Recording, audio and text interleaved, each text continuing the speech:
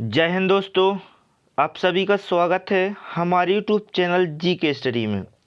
दोस्तों, यदि आप एमपी पुलिस, एमपी एसआई, पटवारी, व्यापम के किसी भी एग्ज़ाम की तैयारी कर रहे हैं तो हमारे चैनल को सब्सक्राइब कर लें।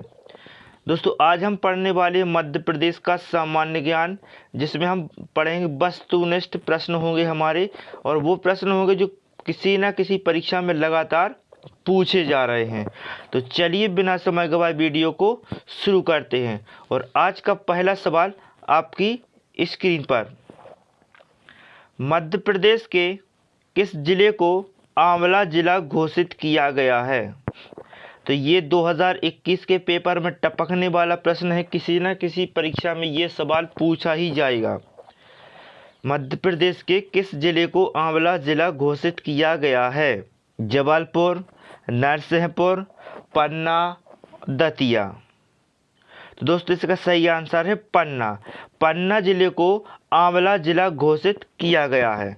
तो एक साथ ही साथ आम जिला भी घोषित किया गया है एक जिले को। तो जबलपुर को मध्य प्रदेश का आम जिला घोषित किया गया है। यानी मध्य प्रदेश में जो आम होते सबसे ज़्यादा कहाँ होते हैं? आम वाला फल जबलपुर में सबसे ज़्यादा होता है। ठीक है, तो जबलपुर को मध्य प्रदेश का आम जिला घोषित किया गया है। पन्ना को मध्य प्रदेश का आंवला जिला घोषित किया गया है। अब सबसे ज़्यादा आम होता कहाँ है मध्य प्रदेश में? जबलपुर में। ठीक है, जबलपुर में सबसे ज़्यादा आम होता है। तो आम अनुसंधान केंद्र कहाँ पे है? आम अनुसंधान केंद्र ये रीवा के गोविंदगढ़ में है। आम अनुसंधान केंद्र ये भी पूछा जाता है कि आम अनुसंधान केंद्र मध्य प्रदेश में कहाँ है? तो ये कहाँ है? रीवा में के गोविंदगढ़ में है। ठीक है, फिर लास्ट ऑप्शन आपको दिख रहा होगा दतिया। दतिया को मध्य प्रदेश का लघु वृंदावन कहा जाता है। क्या कहा जाता है इसे? दतिया को मध्य प्रदेश का लघु वृंदावन कहा जाता है। ठीक है दोस्तों, सबसे ज़्यादा गन्ना होता है कहाँ होता है मध्य प्रदेश में? सबसे ज़्यादा गन्ना मध्य प्रदेश में नरसिंहपुर ज़िले में होता है। ठीक है, तो जो है गन्ना अनुसंधान केंद्र भी कहाँ है? नरसिंहपुर में है। नरसिंहपुर में सबसे ज़्यादा कौन सी फसल होती है? तो गन्ना की फसल मध्य प्रदेश में सबसे ज़्यादा कहाँ होती है? नरसिंहपुर में होती है। ठीक है, नरसिंहपुर में ही क्या है? गन्ना अनुसंधान केंद्र है। ठीक है, तो पहले प्रश्न से हमें इतनी जानकारी मिल जाती है। फिर हमारा अगला प्रश्न है, मध्य प्रदेश का सबसे उत्तरी जिला कौन सा है? ये भी परीक्षाओं में लगातार पूछा जाने वाला प्रश्न है। तो इस बार भी पूछा जा सकता है कि नहीं। तो पहले तो मैं दिशाओं के बारे में बता दूं। ठीक है, ये हैं अपनी 4 दिशाएं। ठीक है, आपको पता है ये कौन सी दिशा है? ये पूर्व दिशा है, ये पश्चिम दिशा है, ये ऊपर वाली उत्तर दिशा है, और नीचे वाली कौन सी है ये दिशा? ये दक्षिण दिशा है। तो अपन से पूछा है सबसे उत्तरी जिला कौन सा है? भिंड, मुरैना, सिंगरौली या अलीराजपुर। यदि दोस्तों आपको इसका आंसर पता है तो कमेंट बॉक्स में भी छाप सकते हैं। ठीक है, इसका आंसर है मुरैना। दोस्तों, अलग अलग पुस्तक में अलग अलग इसका आंसर देखने को मिलता है, लेकिन यदि आप मध्य प्रदेश का मैप उठाते हैं तो सबसे आप देखेंगे कि सबसे उत्तर में जो जिला है वो कौन सा है? मुरैना है। जो पुरानी पुस्तकें थी, जो मध्य प्रदेश सामान्य ज्ञान की पुरानी पुस्तकें थी, उनमें भिंड आंसर मिलता है, जबकि इसका आंसर है क्या? मुरैना है। ठीक, तो मुरैना क्या है? मध्य प्रदेश का सबसे उत्तरी जिला है। ठीक है, अब एक जिला कौन सा है? सबसे दक्षिणी जिला भी है ना। सबसे उत्तरी जिला पूछा जा सकता है तो दक्षिणी भी पूछा जा सकता है, पूर्वी जिला भी पूछा जा सकता है, और पश्चिमी जिला भी पूछा जा सकता है। तो सबसे दक्षिणी जिला है वो है बुरहानपुर। कौन सा जिला है? बुरहानपुर सबसे दक्षिणी जिला है। ठीक है, सबसे पूर्वी जिला कौन सा है? तो सबसे पूर्वी जिला है सिंगरौली। कौन सा जिला है? जो आपको ऑप्शन सी में दिख रहा है, सिंगरौली मध्य प्रदेश का सबसे पूर्वी जिला है। और अलीराजपुर मध्य प्रदेश का सबसे पश्चिमी जिला है अलीराजपुर। ठीक है। तो हमें यहाँ से कितने प्रश्नों की जानकारी मिल जाती है। तो ये तो पूछा जा सकता है कि सबसे उत्तरी जिला कौन सा है, तो मुरैना हो गया।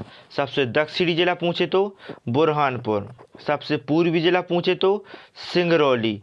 ठीक, और सबसे पश्चिमी जिला पूछे तो अलीराजपुर। अब ये भी पूछ सकता है कि मध्य प्रदेश का जो मध्य में कौन सा जिला आता है। ठीक है, तो मध्य प्रदेश के मध्य में कौन सा जिला आता है दोस्तों, तो मध्य प्रदेश के बिल्कुल बीचों बीच सागर जिला आता है। कौन सा जिला आता है, सागर जिला आता है। ठीक है, और इसी प्रश्न में हम मध्य प्रदेश के विस्तार की भी बात कर लेते हैं कि मध्य प्रदेश की उत्तर से दक्षिण लंबाई कितनी है और पूरब से पश्चिम तक की लंबाई कितनी है। तो दोस्तों पूरब से पश्चिम तक मध्य प्रदेश की लंबाई कितनी है, 870 किलोमीटर। और यहाँ उत्तर से दक्षिण तक मध्य प्रदेश की कितनी लंबाई है, तो ये है 605 किलोमीटर। ठीक है, तो इस प्रश्न से हमें इतनी सारी जानकारी मिल जाती है। फिर हमारा अगला प्रश्न है, डॉक्टर हरि सिंह गौर विश्वविद्यालय की स्थापना कब की गई थी, 1946, 1947, 1965, 2008। तो इसका सही आंसर है 1946। 1946 में डॉक्टर हरि सिंह गौर विश्वविद्यालय की स्थापना की गई थी। कहाँ है ये डॉक्टर हरि सिंह गौर विश्वविद्यालय, तो ये मध्य प्रदेश के सागर में है। और ये मध्य प्रदेश का सबसे पहला और सबसे पुराना विश्वविद्यालय भी है, जो कहाँ है, सागर में है। ठीक है, 2008 में इस विश्वविद्यालय को केंद्रीय विश्वविद्यालय का दर्जा दे दिया गया है। केंद्रीय विश्वविद्यालय बना दिया गया, कब, 2008 में। तो एक तो ये पूछा जाएगा कि डॉक्टर हरि सिंह गौर विश्वविद्यालय की स्थापना कब की गई थी, तो 1946। और पूछा जाएगा कि इसे केंद्रीय विश्वविद्यालय का दर्जा कब दिया गया, तो 2008 में दिया गया था। अब कहाँ है डॉक्टर हरि सिंह गौर विश्वविद्यालय, तो डॉक्टर हरि सिंह गौर विश्वविद्यालय मध्य प्रदेश के सागर जिले में है। अभी मैंने बताया कि सागर क्या है, मध्य प्रदेश का बिल्कुल सेंटर में स्थित है, मध्य प्रदेश का मध्य जिला है। इसलिए सागर को मध्य प्रदेश का हृदय भी कहा जाता है। अभी ये प्रश्न भी बन जाता है कि मध्य प्रदेश का हृदय किस जिले को कहा जाता है, तो सागर को मध्य प्रदेश का हृदय कहा जाता है। ठीक है, और ये सागर को एक नाम और दिया गया है, मध्य प्रदेश का स्विट्जरलैंड। किसे कहा जाता है मध्य प्रदेश का स्विट्जरलैंड, तो सागर को ही मध्य प्रदेश का स्विट्जरलैंड कहा जाता है।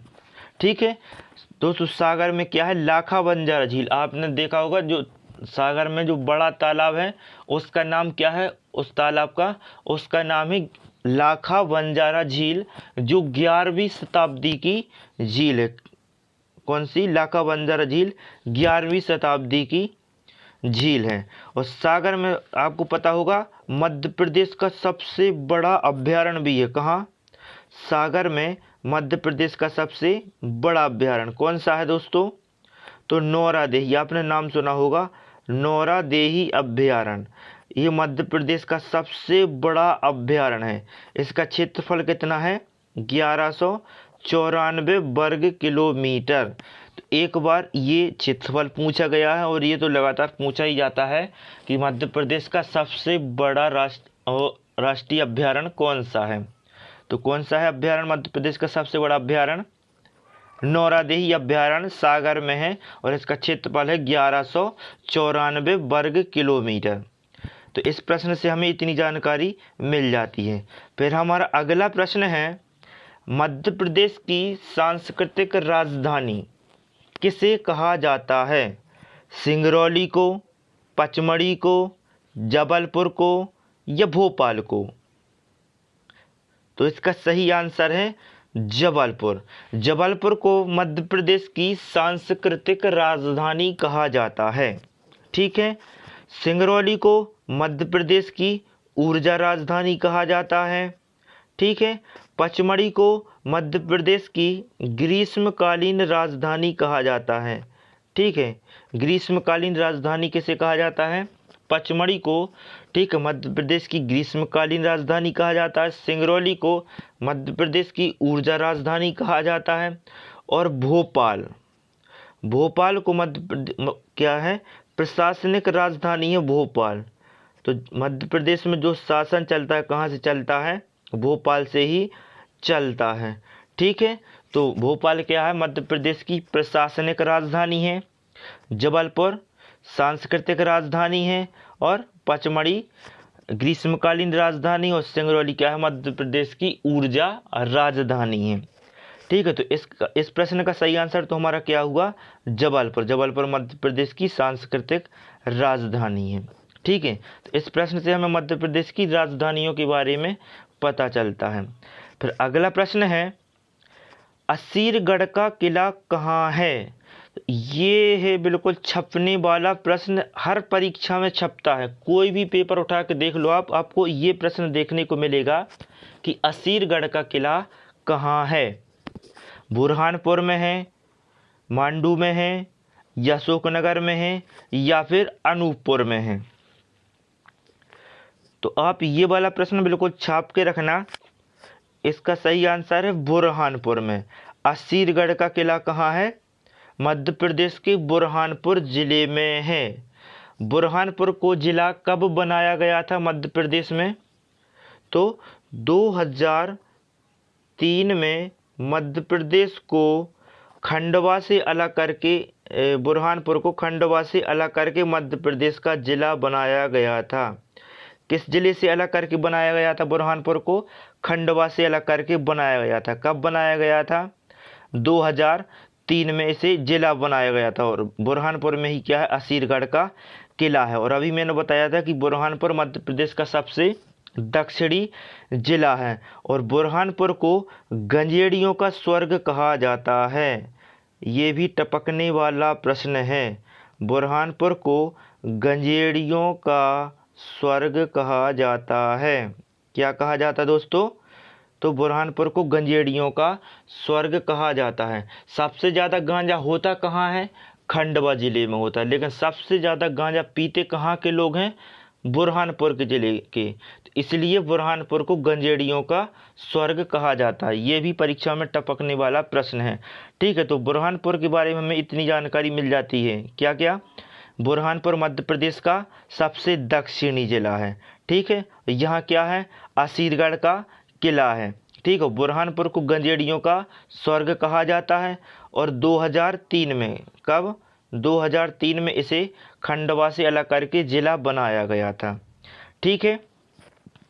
हमारा अगला प्रश्न है, स्वतंत्रता प्राप्ति के पश्चात भोपाल को किस पार्ट के अंतर्गत शामिल किया गया था। एमपी पुलिस 2016 में आने वाला ये प्रश्न बहुत है महत्वपूर्ण, ठीक, बहुत महत्वपूर्ण है। जब क्या है, भारत आज़ाद हुआ था, कब हुआ था भारत आज़ाद, 1947 में हुआ था, ठीक है। और मध्य प्रदेश बना कब था, 1956 में। 1 नवंबर 1956 को मध्य प्रदेश का गठन किया गया था, ठीक है। तो 1947 से 1956 के बीच में मध्य प्रदेश को इन 3 भागों में बांटा गया था, ए, बी और सी। तो प्रश्न है, स्वतंत्रता प्राप्ति के पश्चात भोपाल, जो मध्य प्रदेश की प्रशासनिक राजधानी है, इसे किस पार्ट के अंतर्गत शामिल किया गया था। Part A, part B, part C, या महाकौशल क्षेत्र। तो इसका सही आंसर है पार्ट सी में। भोपाल पार्ट सी का हिस्सा था। आप इसे नोट करके रख लेना, किसी ना किसी परीक्षा में फिर से पूछा जाएगा, ठीक है। तो स्वतंत्रता प्राप्ति के पश्चात यानी 1947 से 1956 तक मध्य प्रदेश को 3 भागों में बांटा गया था, पार्ट ए, पार्ट बी और पार्ट सी। और भोपाल किसका भाग था, तो पार्ट सी का भाग था, ठीक है। भोपाल क्या है, मध्य प्रदेश की प्रशासनिक राजधानी है, ठीक है। और भोपाल जिला बना कब था, भोपाल को जिला कब बनाया गया था, पहले इस सीहोर जिला की तहसील थी। कहाँ की तहसील थी, भोपाल सीहोर जिले की तहसील थी। इसे 1972 26 नवंबर 1972 को सीहोर से अलग करके जिला बनाया गया था भोपाल को, ठीक है, राजधानी तो एक पहले से ही थी, लेकिन फिर क्या किया, इसे तहसील से सीधे जिला बना दिया। कब? 1972, 26 नवंबर 1972 को भोपाल को सीहोर से अलग करके जिला बना दिया गया। फिर अगला प्रश्न है, मालवा के पठार की सबसे ऊंची चोटी है? सिद्ध बाबा की चोटी, सिगार की चोटी, धूपगढ़ या केटू? इसका आंसर क्या है बताइए दोस्तों कमेंट बॉक्स में। तो इसका सही आंसर है सिगार की चोटी, मालवा के पठार की सबसे ऊंची चोटी है। अब ये मालवा के पठार की सबसे ऊंची चोटी है, तो इसकी ऊंचाई भी बहुत महत्वपूर्ण हो जाती है। कितनी है सिगार की चोटी की ऊंचाई? तो इसकी ऊंचाई है 881 मीटर। कितनी ऊंचाई है इसकी? 881 मीटर। ठीक है, ये मालवा के पठार की सबसे ऊंची चोटी है। और ये कहाँ है? तो इंदौर की ये अंबेडकर नगर, अंबेडकर नगर है, जो महू का परिवर्तित नाम है। अंबेडकर नगर का पुराना नाम क्या था? महू, और महू का नाम बदल के क्या कर दिया गया है? अंबेडकर नगर। तो अंबेडकर नगर के पास है सिगार की चोटी, जो इंदौर जिले में आती है, और इसकी ऊंचाई कितनी है? तो 881 मीटर। अब हमें इस प्रश्न में 3 चोटी और दिख रही हैं, एक तो सिद्ध बाबा चोटी, धूपगढ़ और केटू। तो केटू के बारे में बता दें कि इसका नाम है गॉडविन ऑस्टिन, और ये भारत की सबसे ऊंची चोटी है। ठीक है, केटू इसे क्या कहते हैं? और गॉडविन ऑस्टिन, और ये भारत की सबसे ऊंची चोटी है। आपको पहला ऑप्शन दिख रहा होगा सिद्ध बाबा चोटी, तो ये बुंदेलखंड के पठार की सबसे ऊंची चोटी है। कहाँ की है ये? बुंदेलखंड के पठार की सबसे ऊंची चोटी कौन सी? सिद्ध बाबा की चोटी। कितनी ऊंचाई है इसकी? तो इस चोटी की ऊंचाई है 1172 मीटर, जो कहाँ है? बुंदेलखंड क्षेत्र में आती है, और ये निवाड़ी क्षेत्र में आती। कहाँ? निवाड़ी जिले के अंतर्गत आती है सिद्ध बाबा की चोटी, जो बुंदेलखंड के पठार की सबसे ऊंची चोटी है। ठीक है, मालवा के पठार की सबसे ऊंची चोटी कौन सी है? सिगार की चोटी, और बुंदेलखंड के पठार की सबसे ऊंची चोटी है सिद्ध बाबा की चोटी। अब पूछे कि मध्य प्रदेश की सबसे ऊंची चोटी कौन सी है? तो धूपगढ़ कहाँ है ये? होशंगाबाद के पचमढ़ी में, होशंगाबाद के पचमढ़ी में आती है धूपगढ़ की चोटी, जो मध्य प्रदेश की सबसे ऊंची चोटी है। इसकी ऊंचाई कितनी है? तो इसकी ऊंचाई है 1350 मीटर।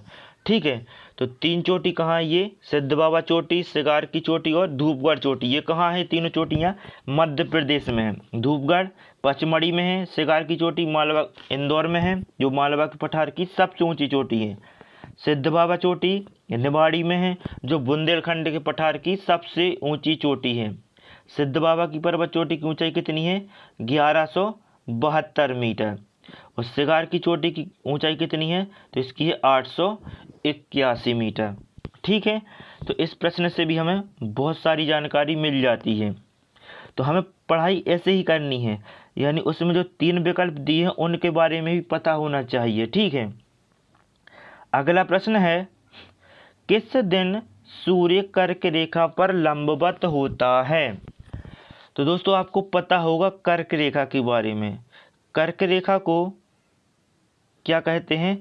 तो ये 23.5 डिग्री, 23 सही 1/2 डिग्री उत्तरी अक्षांश रेखा है। क्या है? ये 23.5 डिग्री उत्तरी अक्षांश रेखा है। कौन? कर्क रेखा। ठीक है, अब ये मध्य प्रदेश के बिल्कुल बीचों बीच से गुजरती है। ठीक है, ये क्या है? मान लो ये मध्य प्रदेश है। ठीक है, ये है मध्य प्रदेश। तो मध्य प्रदेश के बीचों बीच से कौन सी रेखा गुजरती है? ये कर्क रेखा गुजरती है। तो एक दिन ऐसा होता है वर्ष का जिस दिन सूर्य इस कर्क रेखा के बिल्कुल ऊपर से गुजरता है। सूर्य पूरब से पश्चिम की ओर इस कर्क रेखा के ऊपर से गुजरता है। तो वह कौन सा दिन होता है दोस्तों?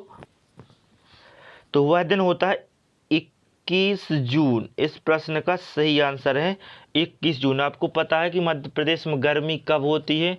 तो मई जून में सबसे ज़्यादा गर्मी होती है, और 21 जून जब गर्मी कब होगी, जब सूर्य पास होगा हमारे, तो कर्क रेखा पर 21 जून को सूर्य सीधा लंबवत निकलता है।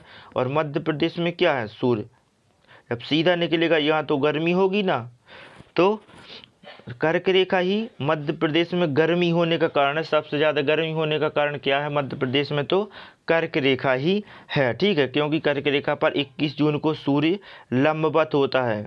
ठीक है, आपको 3 ऑप्शन और दिख रहे होंगे, एक है 21 मार्च, 23 सितंबर और 22 दिसंबर। ठीक है, अब देखो जून, अब देखो ये क्या है, ग्लोब है। ठीक है, ये ग्लोब है, ये कौन सी रेखा है, भूमध्य रेखा, जिसे विषुवत रेखा कहते हैं, ऊपर वाली कर्क रेखा और नीचे वाली ये है मकर रेखा। ठीक है, 21 जून को तो कहाँ रहता है, ये कर्क रेखा पर।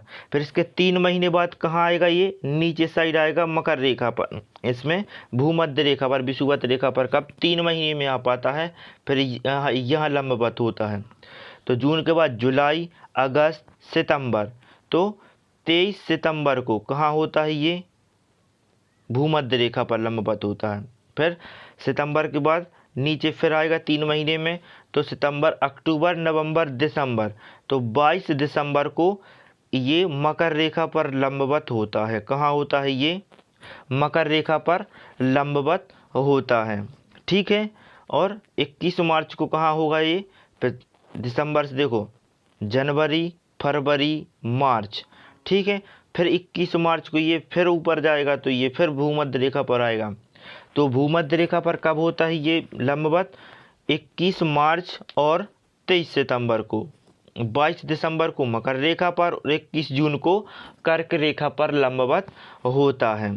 ठीक है दोस्तों, तो इस प्रश्न से हमें इतनी सारी जानकारी मिल जाती है। फिर हमारा अगला प्रश्न है, भारत की मानक समय रेखा मध्य प्रदेश के किस जिले से गुजरती है।